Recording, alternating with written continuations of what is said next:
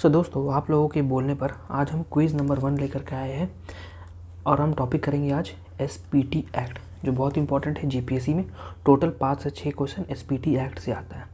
सो क्योंकि टाइम बहुत कम है, इसीलिए हम जल्दी जल्दी क्वेश्चन को पढ़ेंगे एंड आपको उसका आंसर देना है एंड आपको ऑप्शन टिक करना है एंड आपको मार्क करना है लास्ट में कि सही आंसर है या फिर गलत है।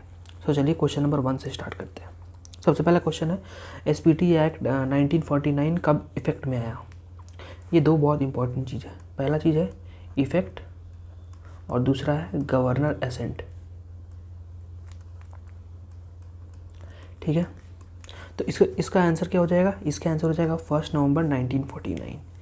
ये इफेक्ट में आया, फोर्स में आया, फोर्स इफेक्ट में आया 1 नवंबर 1949। लेकिन इसको गवर्नर एसेंट कब मिला? गवर्नर एसेंट इसको मिला है 13 अप्रैल 1949। तो ये दो बहुत इंपॉर्टेंट चीज़ है। ये दोनों इंपॉर्टेंट चीज़ को आपको ध्यान में रखने का बहुत ज़्यादा ज़रूरत है। नेक्स्ट क्वेश्चन पे मूव करते हैं। Under section 5 of SPT act the DC appoints village headman with the consent of at least how much? So इसका आंसर हो जाएगा 2/3। तो जब हेडमैन हम लोग विलेज का हेडमैन को हम लोग इलेक्ट कर रहे हैं तो डीसी जो होता है वो 2/3 सहमति से, जमाबंदी रैयत का सहमति से इलेक्ट करता है हेडमैन को, विलेज का हेडमैन को इलेक्ट करता है ना। क्वेश्चन दूसरा ये भी पूछ सकता है कि कौन सा सेक्शन में ये मेंशन है the election of village headman? तो इसका आंसर हो जाएगा सेक्शन 5। सेक्शन 5 में मेंशनड है the election of the village headman. Next move करते हैं। Which section of SPT act 1949 prohibit the transfer of right of raiyat in his holding, sale, gift, mortgage और lease? यानी कि देखो, एसपीटी एक्ट में CNT act से ये अलग है कि इसमें पूरी तरह से ट्रांसफ़र ऑफ लैंड प्रोहिबिटेड है। एक्सेप्शन है, कुछ एक दो एक्सेप्शन है, लेकिन पूरी तरह से ट्रांसफ़र ऑफ लैंड प्रोहिबिटेड है। सीएनटी एक्ट में with in same police station हम लोग एक ट्राइबल दूसरे ट्राइबल के साथ लैंड एक्सचेंज कर सकता था, लेकिन एसपीटी एक्ट में ये रिस्ट्रिक्टेड है। तो इसका करेक्ट आंसर हो जाता है बी। सेक्शन 20 में ये मेंशन किया हुआ है कि आप अपने लैंड को किसी और को नहीं दे सकते। Section 20 is the heart of this act. It imposes an absolute ban on the transfer of raiyati rights by sale, gift, mortgage, will और लीज। ठीक है, it applies to all raiyat, tribals and non tribals in Santhal Pargana. सब रैयत के लिए applicable है, चाहे वो tribal रहे या फिर नॉन ट्राइबल रहे। अगर एरिया संथाल परगना में आ रहे वो तो ऑल रैयत एप्लीकेबल। ठीक है, नेक्स्ट हम मूव करते हैं क्वेश्चन 3। एसपीटी एक्ट खास विलेज ये पीवाई क्यों है? इसका आंसर हो जाएगा देयर इज़ नो मूल रैयत and there is no village head. तो अगर हम बात करें कि खास विलेज किसे हम कहेंगे? खास विलेज, देखो नाम बता रहा खास, वो बहुत खास है।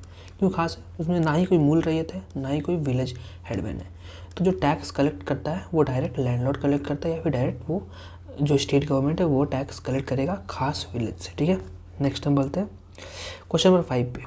अकॉर्डिंग टू सेक्शन 21 नॉन अब ओरिजिनल रैयत में ट्रांसफ़र हिज लैंड बाय भुगुट बंदा mortgage for maximum period of. तो मैक्सिमम पीरियड कितना है जिसके लिए वो ट्रांसफ़र कर सकता है लैंड? देखो, संथाल का बात कर रहे हैं। संथाल रिप्रेजेंट करो ऑलमोस्ट 6, संथाल 6, तो इसका करेक्ट आंसर हो जाता है 6 ईयर के लिए वो लैंड को मॉर्गेज में रख सकता है। लेकिन वहीं हम बात करें सीएनटी के में, सीएनटी में अगर हम बात करते हैं, सीएनटी में ये 7 ईयर का प्रोविज़न दिया हुआ है। ठीक है, तो ये भी ध्यान में रखना है। नेक्स्ट हम बात करते हैं which section of SPT act declare ultra vires unconstitutional by Patna high court? तो ये अनकॉन्स्टिट्यूशनल कौन सा सेक्शन को, पटना हाई कोर्ट ने कौन सा सेक्शन को अनकॉन्स्टिट्यूशनल डिक्लेयर कर दिया? तो इसका करेक्ट आंसर है 53। Section 53 is unconstitutional under the Budhinath Mishra versus state of Bihar. ये जो केस के तहत सेक्शन 53 को अनकॉन्स्टिट्यूशनल डिक्लेयर कर दिया। देखो, मैं क्वेश्चन पूरा नहीं पढ़ रहा हूँ, क्वेश्चन पूरा पढ़ेंगे तो बहुत ज़्यादा लेट हो जाएगा। क्वेश्चन आपको खुद से पढ़ना है एंड आपको खुद से इसका देखना है, पॉज करके आपको आंसर देना है। क्वेश्चन 7 की बात करें, settlement of waste land under section 27 is made by patta which must be prepared in, अब जो पट्टा प्रिपेयर कर रहे हैं हम लोग वो कितने कॉपीज़ में प्रिपेयर करना चाहिए, ये भी PYQ है। तो इसका करेक्ट आंसर है 4 कॉपीज़ में प्रिपेयर करना चाहिए। एंड अगर हम बात करें कि वो 4 कॉपीज़ में किसको किसको देना पड़ता है, पहला हम लोग देंगे DC को, दूसरा रैयत को, तीसरा लैंडलॉर्ड, चौथा हेडमैन। तो ये चारों को हम लोग एक कॉपी देने वाले हैं पट्टा का। नेक्स्ट हम बात करें, if raiyat does not cultivate he settle land for how many years he may be settle aside by DC under section 33। तो इसका करेक्ट आंसर हो जाता है ऑप्शन नंबर बी 5 ईयर्स। तो अगर एक लैंड है उसको 5 साल के लिए कोई भी रैयत कल्टिवेट नहीं करता है, उसको 5 साल के लिए बैरन छोड़ दे रहा है, देन DC जो है उस लैंड को अपने कंट्रोल में ले लेगा एंड उसको इक्वली डिस्ट्रीब्यूट कर देगा। तो ये मेंशन कहाँ किया हुआ है, ये मेंशन है सेक्शन 33 में, ठीक है। अनसेटल्ड वेस्ट लैंड को वो अपने कब्जे में ले लेगा एंड उसको डिस्ट्रीब्यूट कर देता है। कितने साल के लिए, 5 साल के लिए, ठीक है। नेक्स्ट क्वेश्चन का बात करते हैं। Under section 42 DC has power to eject any person in unauthorise possession in agriculture land, limitation period for exercising this power. तो इसका करेक्ट आंसर है नो लिमिटेशन पीरियड। ये कह रहा कि अगर ये A और B, रामू का ये दोनों लैंड है A और B, लेकिन इधर से राजू आता है, राजू B वाले लैंड को कब्जा कर लेता है। मान लो 20 साल के लिए ये कब्जा कर लिया, 20 साल के लिए इसमें घर बना लिया ये राजू। तो इस सेक्शन 42 के तहत राजू चाहे कितने साल के लिए भी इस लैंड पर कब्जा किया होगा, लेकिन वो लैंड आखिर रामू का ही बिलोंग करता है। राजू उसको कैप्चर नहीं कर सकता है, वो भले 20 साल के लिए रहा हो उस लैंड में, लेकिन ये राजू का लैंड नहीं है। सेक्शन 42 यही बोलता है कि DC के पास ये पावर है कि वो राजू को हटा सके, राजू को आउट कर सके। तो क्वेश्चन यही बोल रहा है कि DC के पास ये पावर है, कितना लिमिटेशन पीरियड है एक्सरसाइजिंग फॉर दिस पावर। तो इसका नो लिमिटेशन पीरियड, ये चाहे 1 साल रहे, 2 साल रहे, 10 साल रहे, 100 साल रहे, अगर लैंड रामू का है तो ये लैंड हमेशा रामू का ही रहेगा। कोई कितने साल के लिए भी रहे, कोई उस लैंड को नहीं ले सकता है। अनलाइक अदर लॉ, यहाँ पास 12 ईयर्स के लिए अगर कोई और तुम्हारे लैंड में रह गया, कब्जा कर लिया, देन वो लैंड उसका हो जाता है। नेक्स्ट हम बात करें क्वेश्चन नंबर 10 पे। Rent in Santhal Pargana region must be paid in which form. बहुत आसान है, कैश में। हम लोग सिर्फ कैश में ही रेंट दे सकते हैं। ये मेंशन कहाँ है, सेक्शन 43। सेक्शन 43 बात करता है रेंट कैश फॉर्मेट में देने का, ठीक है। Question 11, which section of SPT act specifically bars jurisdiction of civil court in matter cognizable to DC। So इसका करेक्ट आंसर हो जाएगा ऑप्शन नंबर बी, सेक्शन 63। तो सेक्शन 63 में दिया हुआ है जो jurisdiction of civil courts in matter cognizable by DC, ठीक है। ओके, सो क्वेश्चन नंबर 12 बात करते हैं। Raiyat can gift his land to his sister और डॉटर अंडर सेक्शन 20। देखो सेक्शन 20 इज़ एब्सोल्यूट, वो किसी को लैंड नहीं दे सकता है। एक्सेप्शन है कुछ, पहला एक्सेप्शन है वो अपने सिस्टर या डॉटर को दे सकता है।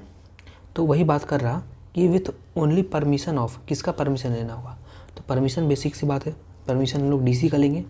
तो DC का परमिशन के साथ हम लोग लैंड को किसी अपने डॉटर या फिर सिस्टर को गिफ्ट कर सकते हैं, ठीक है। क्वेश्चन 13 का बात और जल्दी करते चलो। सेक्शन 17 ऑफ SPT एक्ट, रैयत can not cut which tree, कौन सा ट्री को कट नहीं कर सकता है, तो इसका करेक्ट आंसर है महुआ को वो कट नहीं कर सकता है, ठीक है। Which has power of revision under section 59 of SPT act, किसके पास पावर है रिवीजन का अंडर द सेक्शन 59। इसका करेक्ट आंसर है सी, कमिश्नर या फिर डिप्टी कमिश्नर, ठीक है, इसको याद रखना है। Under section 38 which type of land can not be settled और कल्टिवेटेड, करेक्ट आंसर है गोचर। देखो गोचर गाय को रिप्रेजेंट कर रहा, काऊ। तो काऊ वाला लैंड जो होगा उसमें हम लोग ना सेटल हो सकते हैं ना कल्टीवेट कर सकते हैं, ठीक है। सेटल भी नहीं कर सकते, कल्टीवेट भी नहीं कर सकते, वो ग्रेजिंग लैंड है, घास उगा हुआ है वहाँ, गाय लोग आएंगे घास खाएंगे, उसमें कैसे आप सेटल कर सकते हैं, कैसे आप कल्टीवेट कर सकते हैं, ठीक है। नेक्स्ट हम मूव करते हैं। On death of village headman the landlord must report occurrence to DC with in. तो जब हेडमैन का डेथ होगा तो लैंडलॉर्ड को कितने दिन के अंदर उसको DC को रिपोर्ट करना है, करेक्ट आंसर है बी, 3 मंथ्स के लिए, ठीक है। 3 मंथ्स के लिए सेक्शन 6 में मेंशन है। सेक्शन 6 में मेंशन है कि 3 मंथ्स के अंदर उसको रिपोर्ट करना है डीसी को। ओके, नेक्स्ट हम बात करते हैं क्वेश्चन नंबर 17 पे। Under section 66 limitation period for filing an appeal before commissioner against the order of DC is, so इसका करेक्ट आंसर है option number C 90 days. Section 66 में मेंशन है कि अगर हम लोग को एक अपील फाइल करना है before the commissioner against the order of DC, मान लो कोई एक डीसी ऑर्डर किया कि ये ज़मीन तुम्हारा नहीं है, या फिर कुछ ऑर्डर किया एक डीसी, तो उसके खिलाफ डीसी का कंप्लेन करने के खिलाफ आपको अगर कमिश्नर में कंप्लेन फाइल करना है तो आपके पास 90 डेज़ है। आप 90 डेज़ के अंदर डीसी के खिलाफ एक कंप्लेन फाइल कर सकते हैं। ठीक है। 18 number question, village headman as defined in section 4 include pradhan और mustajir but does not include, तो ये सेक्शन ये इसका करेक्ट आंसर हो जाएगा ऑप्शन नंबर बी मुलारेत। ठीक है। सेक्शन 4 में जब बेसिक डेफिनेशन के बारे में बात करें तभी वहाँ पास डिफाइन किया हुआ है कि village headman explicitly exclude mulraiyat because mul raiyat have property right unlike ordinary headman. क्यों ऐसा होता है? क्योंकि मूल रैयत के पास जो है प्रॉपर्टी राइट होता है, इसीलिए इसको इंक्लूड नहीं करते हैं विलेज हेडमैन में। ठीक है।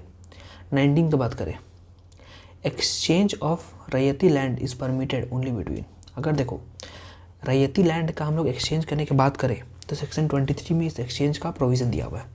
सो इसका करेक्ट आंसर हो जाएगा ऑप्शन नंबर बी, टू जमाबंदी रैयत ऑफ सेम विलेज। एक सेम विलेज का अगर 2 जमाबंदी रैयत है तो वो लोग दोनों आपस में अपना रैयती लैंड को एक्सचेंज कर सकते हैं विद द परमिशन ओनली। तो सेक्शन 23 में ये मेंशन है। लास्ट क्वेश्चन की बात करें, with schedule of SPT act list aboriginal tribe to whom act applies. तो ये बहुत बेसिक क्वेश्चन है, सेक्शन 20 का करेक्ट आंसर हो जाएगा। ये तो हम लोग शुरू में पढ़ते हैं। तो शुरू में जब हम लोग पढ़ते हैं तो हम लोग पढ़ते हैं कि टोटल कितना चैप्टर्स है उसमें, एसपीटी एक्ट में टोटल 9 चैप्टर है। सेक्शन कितना है टोटल 72 सेक्शन है, और इसको 2 पार्ट है, part A and part B. Part A में मेंशन है जितना भी रिपील्ड एक्ट है, जो एक्ट को रिपील करके सीएनटी को एसपीटी एक्ट को बनाया गया, उसके बारे में पार्ट ए में मेंशन है।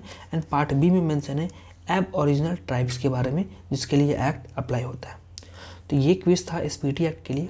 अगर वीडियो में बहुत ही अच्छा रिस्पांस आता है तो आगे और अमेजिंग क्विज इस चैनल पे ज़रूर आएंगे। तब तक के लिए सब्सक्राइब करें जीपीएससी हब को।